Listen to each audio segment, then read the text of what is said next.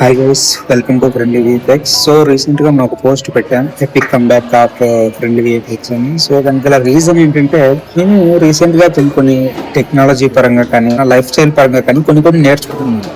So అప్పుడు నాకు వచ్చిన థాట్ ఏంటంటే, వై నాట్ మీతో కూడా ఎందుకు షేర్ చేసుకున్నాను. సో అందులో భాగంగా ఈ రోజు సరిగ్గా నేను క్రిప్టో గురించి ఒకటి తెలుసుకున్నాను. ఎలా పెరుగుతుంది, ఎలా తగ్గుతుంది అనేది ఒక బేసిక్ అంటే రెండలైజ్ చేసి సింపుల్ వేలో మీకు ఎక్స్ప్లెయిన్ చేస్తాము. ఏంటంటే, ఫర్ ఎగ్జాంపుల్ చూడండి, ఒక సమోసా ఉంది. సో ఒక సమోసా వాల్యూ వచ్చేసరికి 100 రూపీస్ అనుకున్నాం.